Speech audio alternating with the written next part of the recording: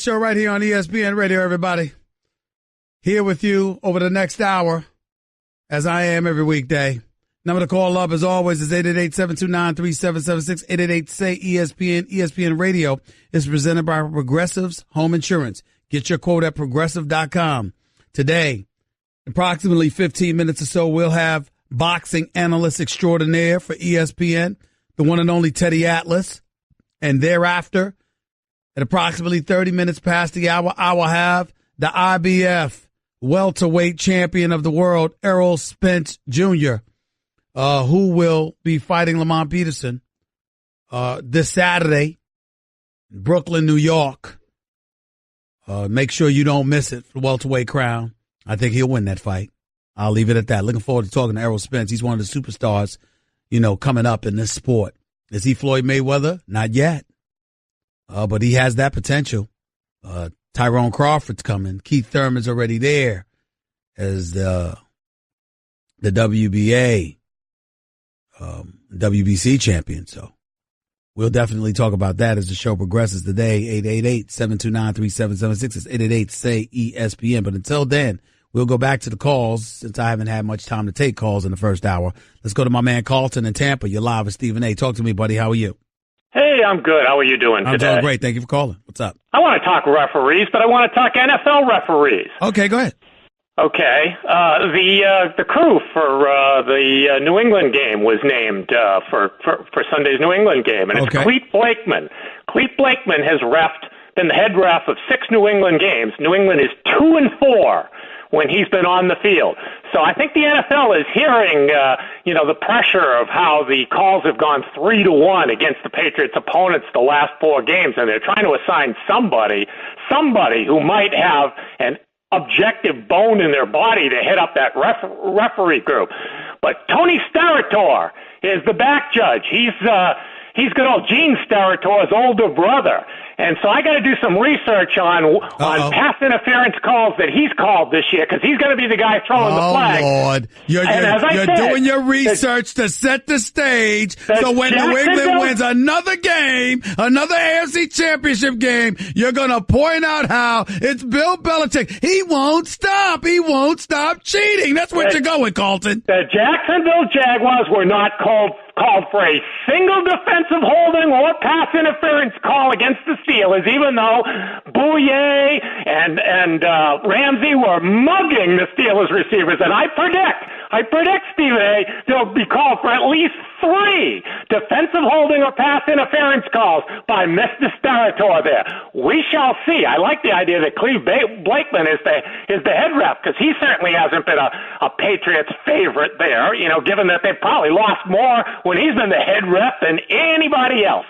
One more point, Stephen A. Go ahead. The reason why Haley is gone, okay? The Steelers' 2 most important games this year. The game against the Patriots and, of course, the Jacksonville Jaguars. We know that botch call at the end. No question about that. They completely botched the end of the Patriots game, especially that 2-yard pass when they had 28 seconds to go and he tackled inbounds. And, of course, that led to the disastrous interception 1 play later. And of course, Haley had 6 or 7 minutes while they were reviewing the Jesse James call to get his offense aligned, what they were going to do on the next 3 plays, and he botched it. And then the 2 fourth down low percentage calls that they got stuffed both times in the playoff game. Somebody had to pay for that. Now I'm just wondering, when the heck is somebody on the defensive side going to pay for their wretched secondary? Because that's the next person that needs to. I don't think there's any question. I don't think there's any question about that. But I also don't think it was because of this play, a couple of botched plays this season. The fact is, Todd Haley had been here for 6 years. He walked into this season in the last year of his contract, and there was speculation long before those mistakes were made that the Steelers were going to make a change. And I think it had a lot to do with his relationship, particularly with Big Ben, and obviously. You listen, this is why Fichtner, has developed and cultivated a relationship with Big Ben to the point where they're going to take him from the quarterback coaching position and put him in as the offensive coordinator, primarily due to his great relationship with Big Ben. But you know what? Dirk Cutter had a great relationship with Jameis Winston to the point where they booted Lovie Smith out the door in Tampa, and look where that got them. Yeah. Well, Roethlisberger, I don't know if it was Roethlisberger pointed it out or the columnist that pointed it out, that he has been successful on 18 out of 19 one-yard quarterback sneaks in his life. Right. And he's saying, I don't know why we're not calling that darn thing. So obviously he had a problem with these darn play calls. Not only that, but at the end of the Patriots game. So somebody was going to have to pay for that. Because it doesn't matter if you have the best offense in the NFL, if at the critical moments in playoff games or the Super Bowl, you lose your mind like Pete Carroll did, not giving the ball to Marshawn Lynch 3 times from the half-yard line. So it doesn't really matter. You destroy the entire season if you can't keep your head in those moments. I got you. And the Steelers couldn't do it this year. Thanks a lot, buddy. I appreciate the call. All good points. No question about it. I agree with you on every single point that you made. No doubt. Let's go to Byron in Maine. You're live with Stephen A. Go ahead, Byron. Hi, Stephen A. Thanks for taking my call. Go ahead, buddy. I want to change the pace a little bit. My concern is not the officiating, but your opinion I would like to get on the LeBron James-Michael Jordan comparison. You hear a lot of it all the time. What I would like to see done is the people that have the films of Michael playing through his years that are matching LeBron's age and his years right now. It doesn't matter to me. It doesn't matter to me. LeBron James, as a talent, is a freak of nature and a once-in-a-lifetime player. 6'9", 260, can handle the ball, can pass. His basketball IQ is off the charts. He's a physical specimen. He's reliable health-wise. All of those things are true. And I would still take Jordan any day of the week and twice on Sundays because LeBron did not have that killer instinct. He does not have a closer's mentality. He will produce for you. He will put up numbers. He will keep you competitive. All those things are true. But when it's really time to close the deal, that is not the person that I'm going to rely upon. And when I think about Michael Jordan, I see a closer. I see the greatest assassin that the game has ever known. No, he's not 260 pounds. No, he can't beat you the way LeBron James could beat you, but he can will you to victory. And for example, even with the troubles and the issues that the Cleveland Cavaliers are having this year, we heard the same thing from LeBron in the conference championship games. After they beat Boston, he was talking about he was so stressed he didn't even want to think about it. Why? Because of, look at how tough the Golden State Warriors are going to be. You didn't hear that from Michael Jordan. That's why he was 6-0 in the NBA Finals. Yeah, LeBron's talent is not into question. It's his mentality exactly during the games or at the end of games. Exactly. I never saw Michael not play with intensity. I can see games, even the last few against Toronto, that's just been played.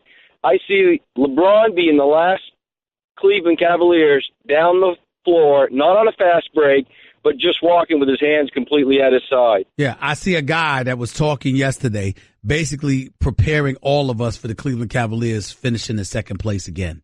That's what I see and hear when I'm looking at LeBron James right now, a team and a player that knows they can't beat the Golden State Warriors. You'd have never seen that from Michael Jordan. You'd have never seen it. Appreciate the call, man. Thank you. 888-SAY-ESPN. That's 888-729-3776.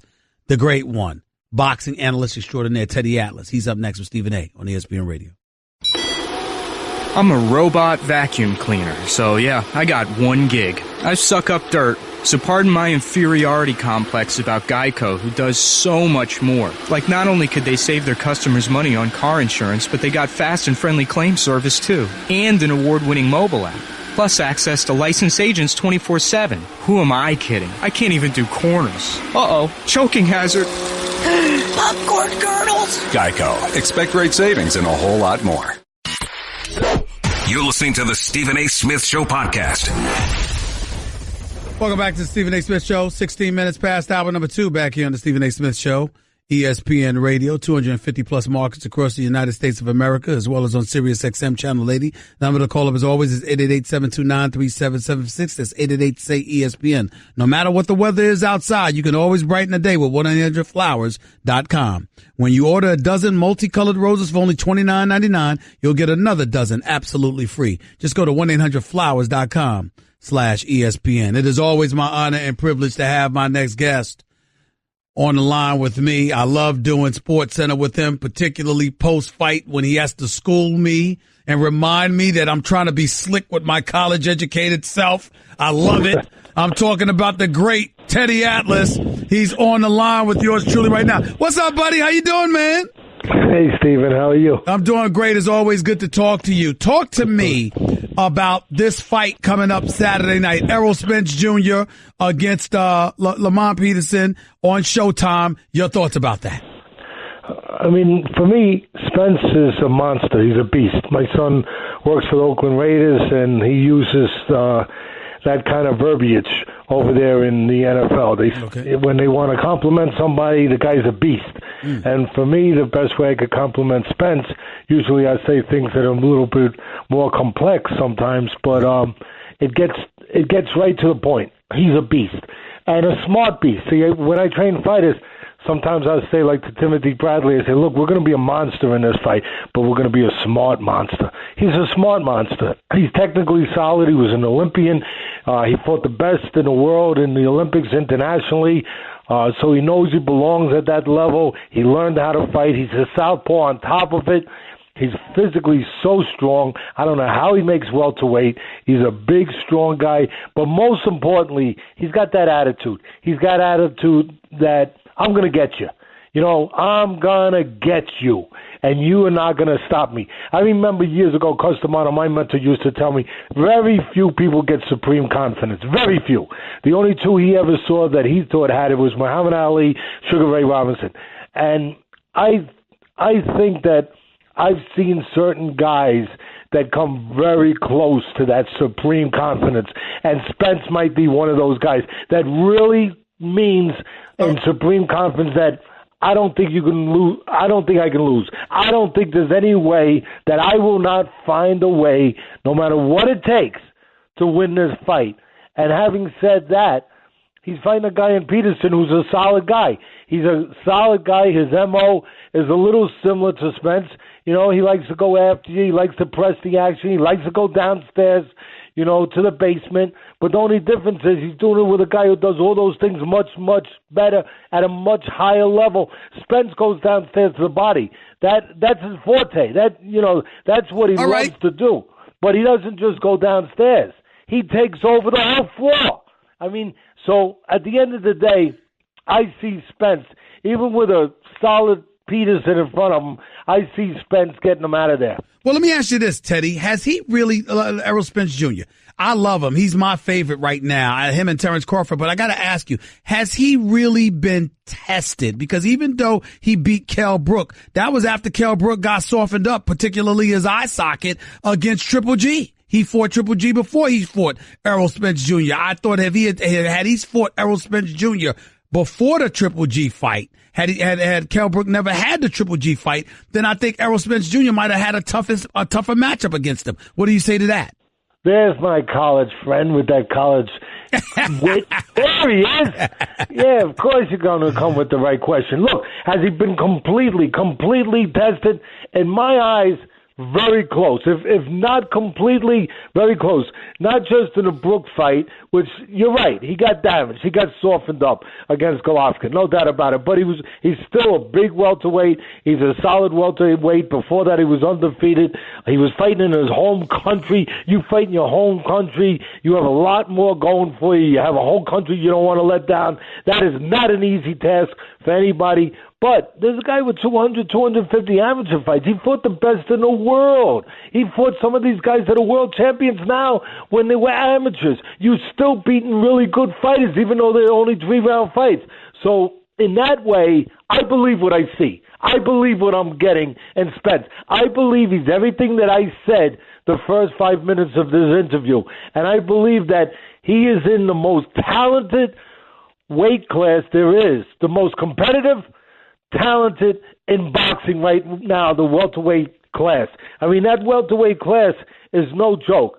I mean, you got guys like Thurman, you got Danny Garcia, you got Crawford, who you just said. Yep. I mean, you have a weight class there that is so full. I know there's somebody I'm missing right now. You got Thurman, you got Spence. Yeah, Sean Porter. Sean Porter's tough. You got Sean Porter. He's a little bit below those guys. Yeah, but he's tough. He's a tough guy. He's a load. He's a guy that brings it all the time. Well, and in Thurman, I mean, you might have the best athlete in boxing. He's a really athletic guy who can go inside, outside. Teddy, stay right there with Keith Thurman. We're talking to the great Teddy Atlas, boxing analyst extraordinaire, right here with Stephen A. on ESPN Radio. I spoke to Errol Spence on First Take yesterday. He's about to come on his radio show after I hang up with you. This man sets up there and he says, Keith Thurman, he thinks Keith Thurman is trying to duck him. That's who he really, really wants. Is that just hyperbole? Is that just talking because you're trying to coax him into the big money fight? Or do you believe that Keith Thurman may be avoiding Errol Spence Jr.? See, that's a good question. I think that Thurman is a smart guy. If you're going to be a champion, you're going to be a guy that Stephen A. and Teddy Atlas is going to spend time talking about. You know what? You got to be more than just that beast. Like I said before, you got to be a smart monster. He's a smart guy. He's not going to take that fight now until it's big enough, until the money's there, until everything else is out of the way, and that's the last option, and it's the right option. Of course. So in that way, does that answer your question? Does that mean he's ducking him? Yeah, maybe he is ducking him. Does that mean he's afraid of him? No, not in that way. It just means that it does not make any sense for Keith Thurman now, undefeated Keith Thurman, right now, to be fighting a guy like Spence. Well, let me tell you why I think it makes sense to me, Teddy. Keith Thurman has already fought Danny Garcia. He's already fought Sean Porter. So what I'm saying is, who else is left out there for Keith Thurman to fight? That's the way I'm looking at it. Yeah, you know what? In his mind, as good as these guys are, they can still, it's kind of like as good as that steak is, they could still use a couple minutes on a barbecue, on the stove. They could just use a couple more minutes. And that's how he's thinking of it. He's thinking, Spence is terrific. I know how good he is. I know what I have to deal with. But let him get a little bigger. Let him win this fight. Let him win another fight. Let him get a little bit bigger. And then also, he's coming off shoulder surgery. Let me, and that being Thurman, obviously, let me get another fight. Let me make another payday, and let's put this down the road a little bit. Teddy Atlas right here with Stephen A. on ESPN Radio. One of my last questions coming up. Terrence Crawford obviously is considered one of the best pound-for-pound fighters, if not the best pound-for-pound fighter in the world, even though some people would say Lomachenko is that dude. But you look at Terrence Crawford, he's absolutely sensational. He has decided to move up from the junior welterweight division to this division with Errol Spence Jr. He's going to fight Joe Horn. Everybody's expecting him to beat the Australian. And then after that, he sat up there and told me Keith Thurman, Errol Spence Jr., either one of them is fine with him. How do you believe Terrence Crawford is going to do on the elevated level of going up 7 pounds to the welterweight division? And how soon do you think he'll end up fighting Thurman or Errol Spence Jr.? Well, you answered the right way because it's attached to weight. The only way that he doesn't have his way at the next division the way he did at the last division, because he is that good. There's no doubt about it. His skill sets are there, and his mind is there. He's a guy who's reliable. He's consistent. He's mentally tough. He's been tested. So the only way that he doesn't get to that place and dominate the welterweights the way he did below that is size. Is if these guys, because they're really good and they're bigger. That would be a hell of a fight to see Crawford on the outside trying to keep Spence from coming in, trying to keep him from eating up real estate and eating him up next, right after that real estate, being able to counterpunch him, nail him big shots because he's a big puncher, being able to do all of that before he gets close to him. That would be a hell of a fight. Matter of fact, I know your main sport, you're good at everything, but your main sport is the NBA. For me, comparing Crawford and Spence, that's kind of like going and comparing LeBron James and Kevin Durant. It really is, because LeBron James would, of course, be Spence. A physical monster. And obviously he has the skill set. Kevin Durant, longer, taller, faster, more slick. That's what you would be getting. You would be getting LeBron James and you would be getting Kevin Durant. Who's better one-on-one? Teddy Atlas, I got to put you on the spot here, sir. Because based on your synopsis, based on your breakdown, you seem to believe that Errol Spence Jr. and Terrence Crawford are on an elevated level over Keith Thurman. Am I reading that correctly? No, it's just the inactivity. I really like Thurman. I think he's probably the most athletic guy, pure athletic guy, inside, outside, legs. He could do all those things. These guys could do one thing or the other, but not as well, not quite as versatile as Keith Thurman. I think he's the most athletic guy there is right now. The only thing about him, I mentioned it earlier, he's really smart. I mean, all these guys are smart in different ways, but he's really smart.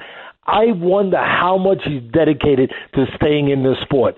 That's the only thing that hits me a little bit when I look at him, is how that he's made money already, in a short period of time. He's accomplished a lot in a short period of time. He's got a lot in front of him if he wants to, but how dedicated to the grind of the sport, to really, really the legacy, being the best in boxing, going through all the blood, sweat, and tears that's still in front of him, all the pain that's still in front of him. How dedicated is he really to that? I'm not positive. I'll close it by saying this. I think Errol Spence would beat Keith Thurman, and I think Terrence Crawford, my only reservation about him is whether or not he'd be too small. But skill-wise, I think he's better than Thurman. I like Thurman a lot, but I don't think he's these two. Thanks a lot, Teddy. I appreciate you, buddy, as always. Thanks so much. My pleasure, Stephen. All right, the one and only Teddy Atlas right here with Stephen A. on ESPN Radio, 888-729-3776. That's 888-SAY-ESPN. That was the premier boxing analyst extraordinaire that he is, the one and only Teddy Atlas of ESPN. Up next is the welterweight, the IBF welterweight champion of the world who fights this Saturday night on Showtime Boxing. His name is Errol Spence Jr. He's a bad somebody, and he's up next with Stephen A. on ESPN Radio. Guess what? You're in the middle of the Stephen A. Smith Show podcast. Damn it, I mean it! Welcome back to the Stephen A. Smith Show right here on ESPN Radio. Let me get right to it. Last May 27th in Sheffield, England, this man went to the hometown of Kell Brook and via an 11th round KO captured the IBF welterweight championship of the world. He is the IBF welterweight champion of the world. He is getting set to defend his crown this Saturday night at the Barclays Center in New York City, Brooklyn, New York, against Lamont Peterson, the one and only Errol Spence Jr. What's going on, man? How are you? Hey, not much, man. Just getting ready. All right, you're on this media tour, man, and you're doing a lot of interviews and what have you. I want to make sure you're careful because you don't need to be tired Saturday night. You're going to be ready, right? Oh, yeah, I'm definitely going to be ready. I had some interviews to do this morning, but I canceled them. Well, it's time to get focused. I feel you on that. What do you expect in this fight Saturday night? What are you predicting? I'm expecting Lamont Peterson to come in shape like he always does, and try to bring the fight to me. And I'm predicting one-sided, great performance by myself, in a W, of course. When you think about your skill set and what you bring to the table, you're 22-0, you got 19 knockouts. When you look at yourself right now, some people ask you, do you compare yourself to Floyd Money Mayweather, who you've sparred against, worked out with, I assume. But I want to know what kind of fighter, when you look throughout the annals of boxing history and you think about the great fighters that have fought in this sport, who do you model yourself after? I think I model myself after guys like, Ray Leonard, Terry Norris, Gerald McCullum, Vernon Forrest, just to name a few. I like all of those names, but you said Terry Norris, and even though I like Terry Norris because he used to put people to sleep, I remember what Simon Brown did to him. I mean, you didn't think I forgot about that one, did you? I mean, come on now, he did have a questionable jaw. That is not you. He had a questionable jaw, but he got knocked out by big power punches. He got knocked out by Julian Jackson, and You didn't say what he did the second fight against Simon Brown. That's true, though. He beat Simon Brown by decision, gave him a boxing lesson, took him to school. I remember when he knocked out John the Beast Mugabe. Trust me, I know enough about Terry Norris. Make no mistake about it. But let me get back to you. We're talking to Errol Spence Jr. right here with Stephen A. on ESPN Radio. Because right now, when we see some of the great boxers in the game, the Triple Gs, the Canelo Alvarez's, others, pound for pound wise, where do you put yourself right now? Right now, I think I'm in the top 5. I'm definitely not with number 1. There's still a lot. I know that this year that I am, one of the best pound fighters out there right now. Now, everybody's looking at Lamont Peterson as essentially a tune-up. We got Terrence Crawford moving up to the welterweight division after dominating at the junior welterweight spot. We've got guys like Keith Thurman, Danny Garcia, Sean Porter, and others in the welterweight division. Who's on your hit list? Who do you really, really want badly? I mean, everybody's on my hit list. I mean, Lamont Peterson, he's not – I mean, I don't consider him as a tune-up fighter at all. I mean, Lamont Peterson is a top-rated welterweight. He's a guy that, always comes to fight and always in tough, close fights. I mean, it's arguably he won that fight against Danny Garcia. I mean, if you ask people. So, I mean, he's a tough fighter, but I want to unify the belts. Not looking past this fight. I want to get, Keith Thurman in the ring and unify the belts. Do you feel anybody out there is ducking you? I mean, it's a lot of fighters out there that I think that's avoiding me. I don't like to use the word ducking, but there are fighters out there that's avoiding me. A lot of the top welterweights are avoiding me. Have you concerned yourself with the fact that in some people's eyes you looked so great? Why would anybody want to risk their careers by fighting you a bit too early? As a result of that, you may not get the fights that you're in search of. Have you concerned yourself with that at all? I mean, that may be the fans,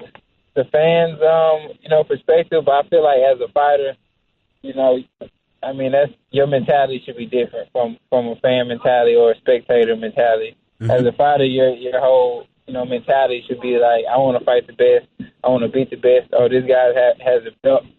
I'm going to try to take this belt from him.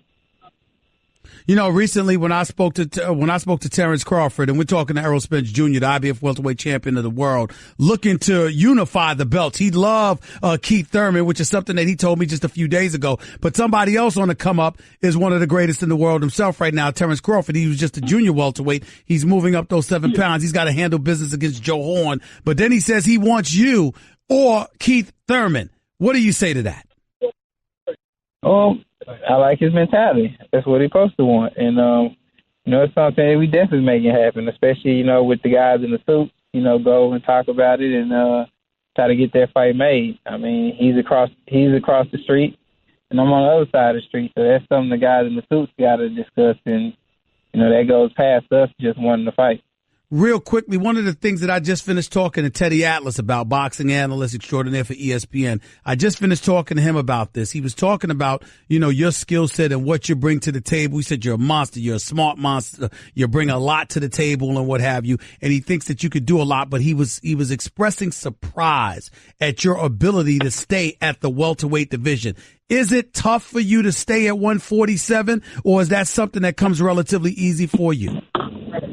I wouldn't say it's easy. It just takes it's a lot of discipline. I mean, it's a lot of discipline, and basically staying on top of your diet and your weight. I mean, I woke up today only a pound over, so I'm not gonna say I make it easy, but I just stay disciplined and stay to my food regimen, and it is mentally taxing because you want to eat certain things, and right. People around you might be eating something and you can't eat that. So I mean, it is hard mentally, but I mean, as long as I stay disciplined, I can make this weight for at least 4 or 5 more years. Yeah, because I was getting ready to ask, is that your way of saying that, 2-3 big fights at this weight, at the welterweight spot at 147, and then after that you're going to move up to junior middleweight? Is that the vision that you have for the future, or all you focused on right now is handling your business in this division? Hello? Yes, I'm here. Can you hear me now? Oh, yeah, I hear you. Yeah. That's something I would do. Okay. If something presented itself where I could fight for a title at 154, I'll do that. I mean, if it was, it's an interest to me, but it's not something that I'm rushing at all. I got you. I mean, it's a lot of guys at 47. It's still my dream to be undisputed at 147, so that's my main focus. Last question to you: what's your prediction for Saturday night? We want to hear a prediction. My prediction for Saturday night is me getting my hand raised and, great one-sided performance. Lamont Peterson going to put up a great fight, but I feel like I just have the skills and the ability to negate anything that he does and, put on a great show and a great performance for the fans. Errol Spence Jr., the reigning defending IBF welterweight champion of the world, going up against Lamont Peterson Saturday night at the Barclays Center in Brooklyn on Showtime. Don't miss it. Appreciate you, man. Appreciate your time. Good luck this Saturday night, and I'll talk to you soon. Thank you, Cowboys Nation. Oh, Lord, you're a Cowboys fan. I forgot you were from Dallas, Texas. Oh, you just, and I got love for you, and that's what you're going to do to me. Mention the Cowboys on this show. Oh, Lord. And you know what? They shouldn't even be represented by you. You know that, right? Because you're a winner. You're a winner. You can't say that about the Cowboys. Hey, we'll be back to our glory days soon, man. Are you ready for this analogy for me to give this to you before I let you go? You are 22-0. It's been 22 years since the Dallas Cowboys won the Super Bowl.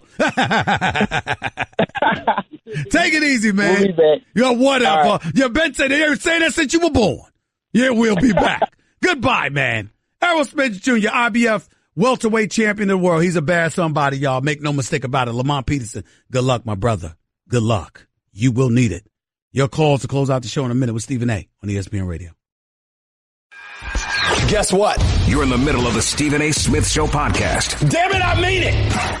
Dollar Shave Club not only gives you an amazing shave, but they also make products for your hair, your face, your skin, shower, everything you need. And it's all their own original stuff. Dollar Shave Club has you covered head to toe. And right now you can get your first month of their best razor along with travel-sized versions of shave butter, body cleanser, and yes, even butt wipes. That's right, I said it. Butt wipes for just $5. After that, replacement cartridges ship for just a few bucks a month. It's the DSC starter set for just $5 exclusively at dollarshaveclub.com/Stephen A. That's dollarshaveclub.com/Stephen A. That's with a PH, not a V. We'll get into Mel Kiper Jr.'s mock draft a little bit more tomorrow as we preview the AFC and NFC championship games getting set for this weekend. But until then, we'll go to the phones real quick before we get on out of here for the day. Let's go to Lawrence in Texas. You're live with Stephen A. What's up, Lawrence? How are you? Hey, Stephen A. I just wanted to hit on what you were talking about with the NBA. Go ahead. I totally agree with you. I'm a Hispanic male myself, and I know what it's like being racially profiled and stuff. But there is a difference between that and hockey and baseball. You know, it's okay for them to, hash it out, and, they set a different standard in there, and it also has to do with the broadcasters.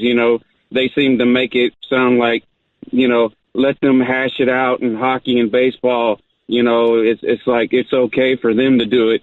But when it comes to basketball, it's like, the broadcasters in basketball, they seem, no, it's bad. Don't let them do that. They're a bunch of thugs. I got you. I don't have the time to get into all of that, but I hear you, and you're not totally wrong. But I appreciate the call. Thank you, John in Manhattan. You're live with Stephen A. Go ahead. Hey, Stephen, how you doing? Well, getting back with the NBA refs, I just think they're trying to influence the show, like be part of the show. And it's like in Major League Baseball. Like for a while, they were throwing out players every night, but it's bad for the game, though. I mean, it's like you said. The thing is, the fans are paying to see the stars play, and then when they get thrown out, it wrecks the game. Yeah, it does. I don't want to say it wrecks the game, but I think it's sullying the image of the players. I think it's contributing to the negativity that is aimed towards players, from critics who want to label them thuggish or beyond. I think the NBA officials need to get on board. It doesn't mean that you give them a pass or you absolve them from bad behavior. But at the same time, my God, Kevin Durant, LeBron James, Russell Westbrook, Steph Curry, these are people we pay to see. You're throwing them out of games? You're giving Courtney Lee a tech for talking to a player? He didn't even say anything to you as the official? That's a problem. It really is. Freddie in Indiana, you got 30 seconds. Go. Hey, Stephen A. Hey, I just wanted to get two things. You got 30 seconds. Go. The NBA is turning. It's a smaller league now, but it's not Isaiah Thomas small. He's a special talent. We know what he brings to the table. But small for me in the NBA is 6'2" and up. And then a small center was 6'9", 6'10". I told you got 30 seconds. That's the point you wanted to make? That he's not really that small? Way too small to send a team to win. to send the team to win. And at the end of his career, I don't think no team will retire Isaiah Thomas's jersey. I got you. I appreciate the call. Thank you so much. It's not about retiring his jersey. That was a very weak call. It's about whether or not he deserved a video tribute after 2 years and 21 games in Boston. That's what the issue was. Very weak call on your part. Do better next time. Do better. I'll talk to y'all in 22 hours from now. AFC NFC Championship game. More Stephen A. tomorrow. Peace and love. That's just a